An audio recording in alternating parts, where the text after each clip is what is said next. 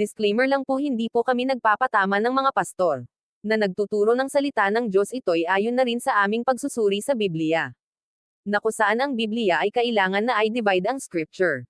Alamin muna natin kung sino ang nagsulat, kanino isinulat, at para kanino ang mensahe. Yan ang pagdidivide ng scripture ng Biblia.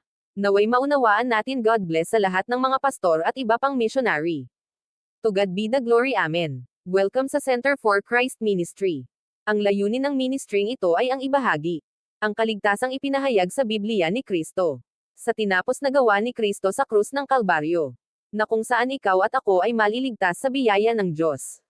Kaya halina at makinig sa Center for Christ Ministry. Mag-subscribe at ibahagi ang salita ng Diyos. God bless us all.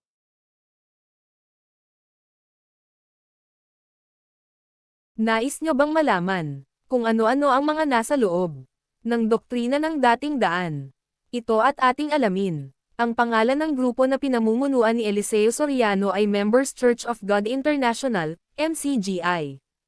Kilala rin ito bilang Iglesia ng Diyos kay Kristo Jesus, haligi at saligan ng katotohanan, Church of God in Christ Jesus, Pillar and Ground of Truth. Narito ang ilang mahahalagang doktrina na ipinangangaral ni Eliseo Soriano sa MCGI. Ang Diyos ay isang persona lamang. Naniniwala ang MCGI na ang Diyos ay isang persona lamang, hindi tatlo sa isa. Si Jesus ay anak ng Diyos. Naniniwala ang MCGI na si Jesus ay anak ng Diyos at siya ang tagapagligtas ng sangkatauhan. Ang Biblia ay salita ng Diyos. Naniniwala ang MCGI na ang Biblia ay salita ng Diyos at dapat sundin ang mga aral nito.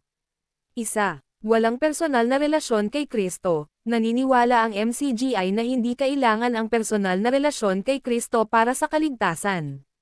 Sa halip, ang pagsunod sa mga utos ng Diyos at pagiging miyembro ng MCGI ang nagbibigay ng kaligtasan.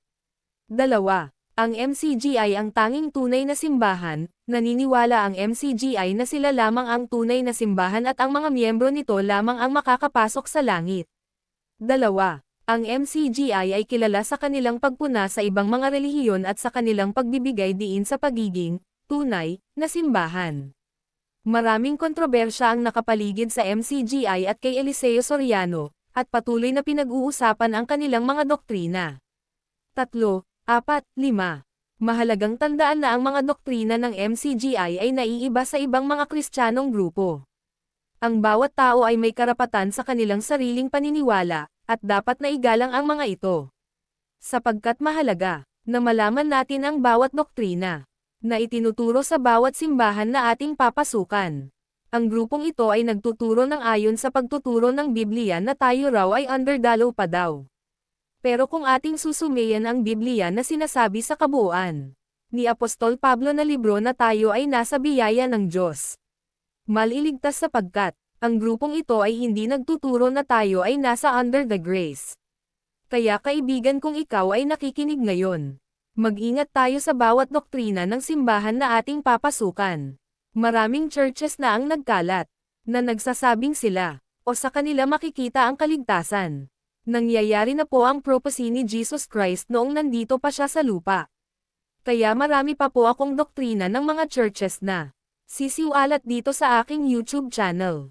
Abangan ninyo po ang mga susunod na update. Ito po ay hindi gawa-gawa kundi ayon po ito sa Biblia. At ayaw na rin po sa aking pagre-research. Naway pagpalain pa po kayo ng may kapal. God bless us all.